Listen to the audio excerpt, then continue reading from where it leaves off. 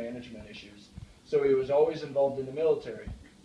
Julius became a dictator of Rome. Dictators are such jerks. They think they're the king of Rome. That's the truth. Well, he actually had some more drama. Skip a couple of years, and Sulla has died. So Julius comes out of hiding, gets a small house, and he's safe. And the screen turns off, and we can't keep going. And then she turns it back on, and it says that for the time being, on his way home, he was kidnapped by pirates. By the beard of Zeus, that's crazy.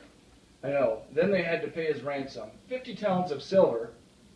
But after it was paid off, he hunted them down and imprisoned them. Someone held a grudge. And he went and married Pompey, then divorced her. Shocker.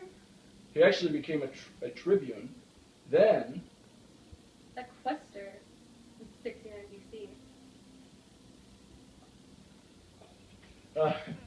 he actually won the election and became Pontifex Maximus, even after being caught in bribery. Everyone knew the whole time.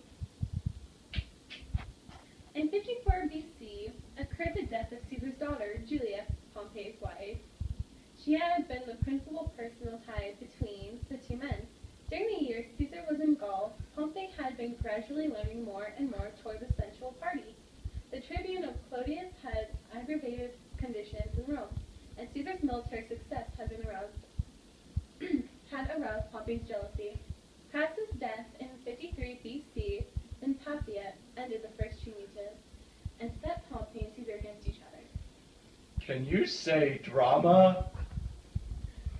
Enough about Caesar. Let's talk about Pompey.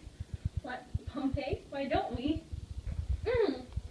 Pompey, Caesar's son-in-law and enemy. Pompey would have followed his former leader Sulla in leading troops to Rome to establish himself as the military despot. Remember Sulla? Caesar hates Sulla. They are enemies. Pompey came from a very wealthy family, though.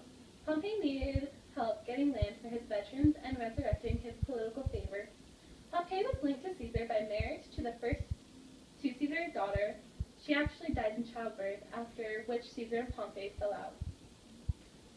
Exactly when the first Triumvirate started is debated, but it was to help all agree that the Triumvirate was formed right around the year 60 BC, the year Caesar was elected into consulship.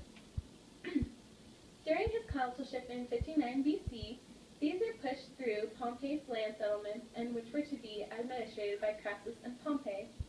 This was also when Caesar saw to it that the acts of the Senate were published for public reading.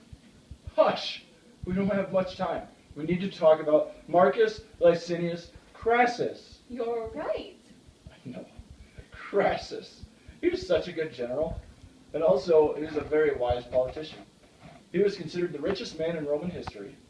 Just like Caesar, Crassus had to go into hiding.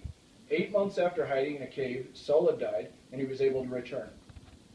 Pompey was always more achieved in military, so Crassus had to achieve more popularity.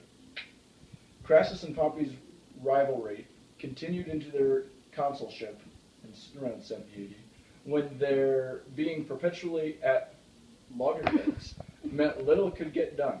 In 65, Crassus served as censor, but again could get nothing done because of the opposition of his colleague, much like my colleague. OMG, hey. Lutatius Catulus, Julius Caesar persuaded Pompey and Crassus to settle their differences, and the three of them together formed the informal association, which is often referred to as the First Triumvirate. So much drama, oh my goodness.